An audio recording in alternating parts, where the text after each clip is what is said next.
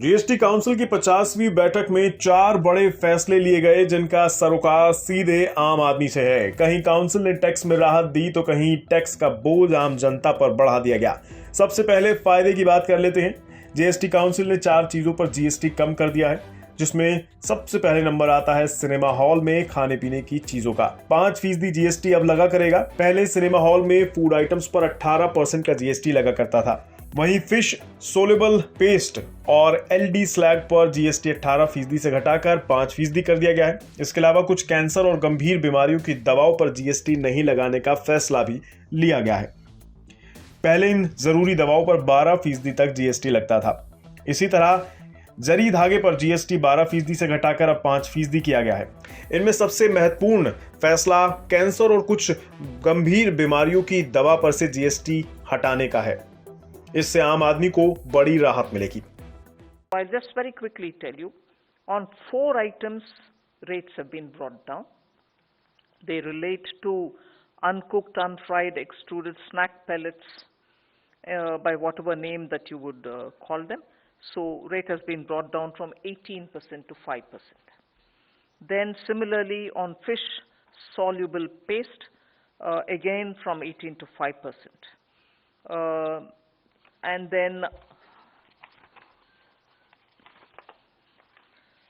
imitation zari threads or yarn, known by any name in trade parlance, even that has come down from 12 to 5. And LD slag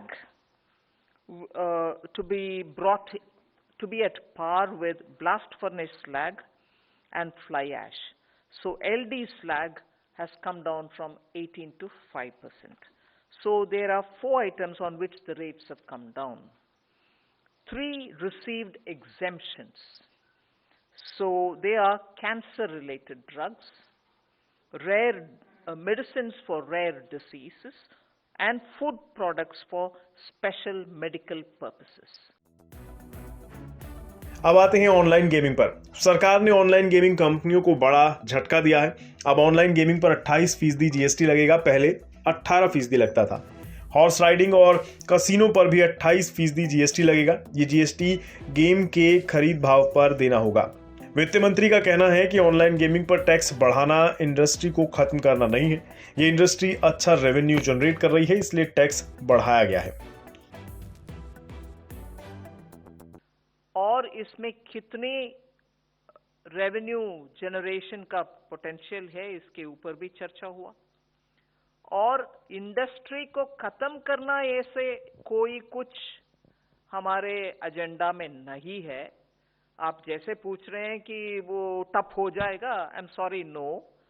क्योंकि हाँ, हर तरह का businesses चालू रखना है, जैसे कैसीनो गोवा की, जैसे कैसीनो सिक्किम की। दोनों वो स्टेट छोटे हैं और उनके आर्ग्यूमेंट ये था कि एकदम हमारे टूरिज्म में इसका असर बहुत बड़ा है। इसके ऊपर विस्तार से चर्चा हुआ। So it's not so much our position. Every state felt it. और इतनी दूर तक भी डिस्कशन हुआ, जिस स्टेट का कैसीनो से ताल्लुक ज्यादा है उनसे बहुत सारे हम सुने भी।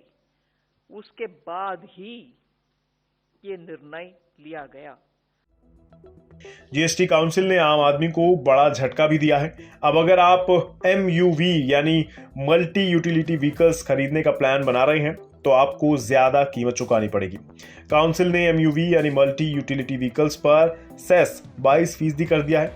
सेस जीएसटी के ऊपर लगता है। अभी MUVs पर 28% टैक्स लगता है और इस 28% जीएसटी पर 22% सेस भी देना होगा।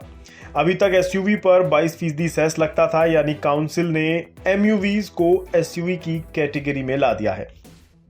Categorized as SUV to attract your compensation cess, higher compensation cess, 4 conditions were needed. One is that it should be popularly known as SUV. It should have a length more than 4 meters.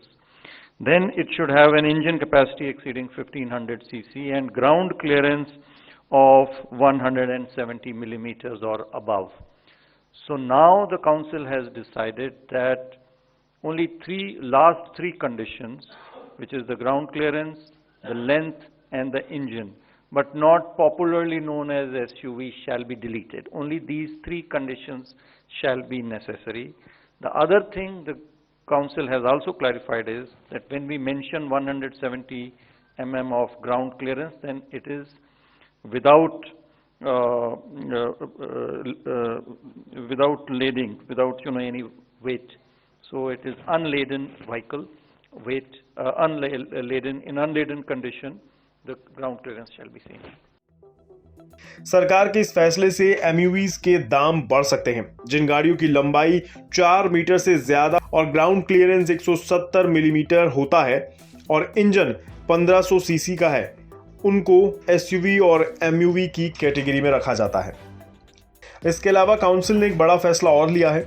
Council ने GST appellate tribunal बनाने को मंजूरी भी दे दी है। इसका मकसद GST से जुड़े विवादों को जल्द निपटाना है।